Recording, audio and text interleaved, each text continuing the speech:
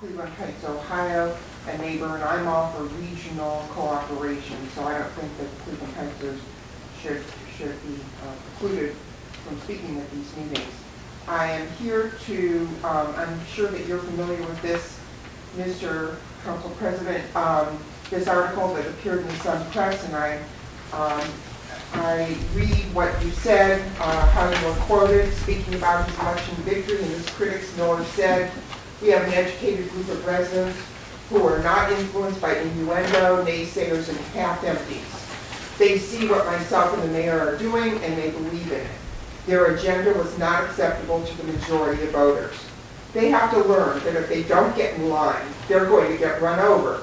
Speaking about the Oakwood Commons critics, many of whom live in Cleveland Heights, Miller said, quote, "Thank you and goodbye. Crawl back under the rock you came from."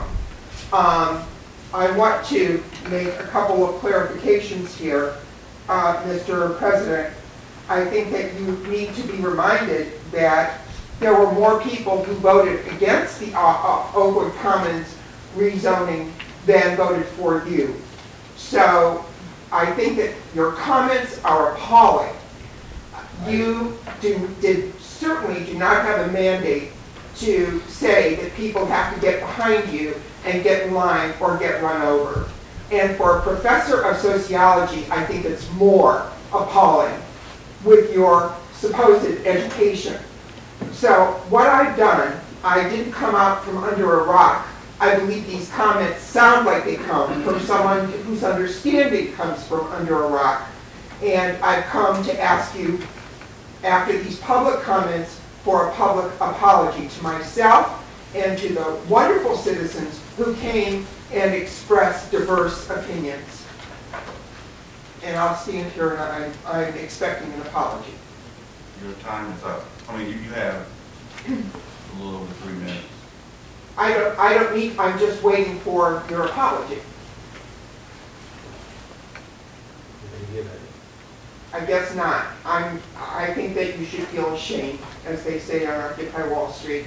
The last comment that I have is, as I looked at your council agenda, I have to say that for people who are interested in regionalism, etc., and who might be interested in what is going on, both residents of South Euclid and residents of surrounding communities, I think that your council agenda could be far more explanatory so people who aren't familiar with what CCN and FISE, F-I-S-E, are, so that people actually have information about whether or not they'd like to attend these meetings.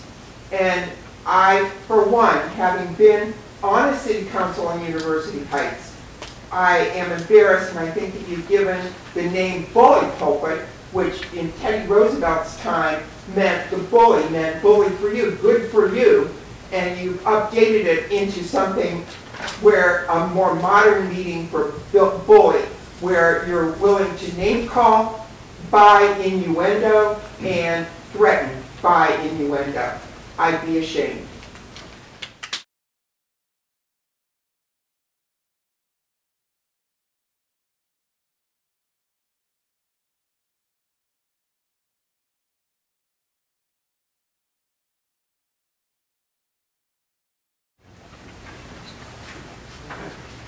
Let me clarify something, and let me be real clear about the comment. When Jeff called me, it was at the end of a long election. He was asking, and I was celebrating. I stand behind my comment. Now, folks who want to say that I should be ashamed, I've heard everybody that's sitting on this council before. I heard their integrity attacked, their character attacked, but no one stood up and said, wait a minute, we can disagree on the issues, but we're not going to attack their character. We're not going to attack their integrity. Where was the outcry on that? Where was the outcry when people talked about this issue and the racial overtones that were stated? We didn't hear any outcry on that. No one stood up and called about that. For those who may have been offended by my comment, I apologize.